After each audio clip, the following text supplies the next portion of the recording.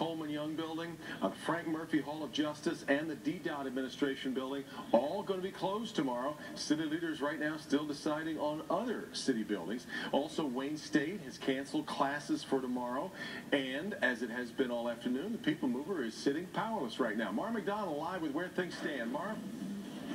Devin, at this point, it is highly, and I mean highly unlikely that power will be restored in time for business tomorrow, say around 9 a.m. Not going to happen. Take a look behind me. This is the heart of the repair operation. Everything you see along Jefferson right here, these are Detroit public lighting crews, and they're not just here. I'd say they're a quarter mile in either direction. What are they doing?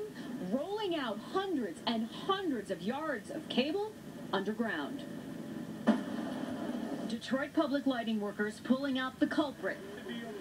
Take a look. This is the cause of all the power problems. This is a so-called tie line that we've been hearing about since the power went out around 2 o'clock this afternoon. About that big in terms of the cable. 2 of these blew today, 1 blew last night. The system just couldn't take our excessive heat and power usage. Now it's a round-the-clock effort to get this back up and running, and it's not simple. It's pretty labor-intensive, so it's not a quick, you can't do it quickly. And you have to solder joints, and it's probably complicated. We caught up with the city's chief operating officer as he was on the ground at the work site monitoring the repair. He let us in on what was actually going on to splice these lines. We usually don't have system failure like this, so it's long nights, long days. Long night tonight? Long night tonight.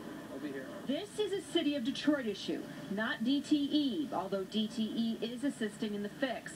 The outage wasn't a total surprise after one of the lines blew last night, but still, it's rare to have 2 others blow so quickly afterwards. Detroit's public lighting system has multiple grids, and not all are affected, just the city's central business district. When things went dark, Detroit Fire and EMS were called on to get people out of the buildings who couldn't make it on their own, or those who were trapped in elevators. Luckily, no one was hurt. Back here live, for those buildings on this grid that still do have power, say the Wayne County Jail, Wayne County Sheriff's Department, DPD, they are being asked at this hour to ease up on the power usage. What does that mean? Turn off the computers and go easy on the AC. Carmen Devin, back to you. So, Mara, earlier this afternoon, the guess was about 24 hours to get this fixed. Are they backing off of that at all? You know what? They're not backing off of it, Devin. Do I think this is going to be fully restored at 2 o'clock tomorrow when all this went down? My guess is no. Probably further along in the day, and here's why.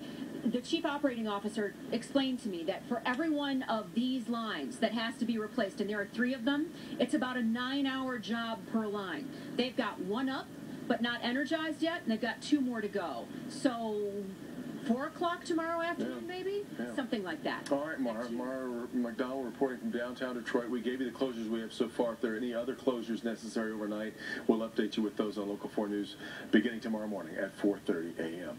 So again, the hot weather to blame really for just overwhelming the system. It really has. We've had a stretch of hot days, and it's not uncommon for power outages when that happens.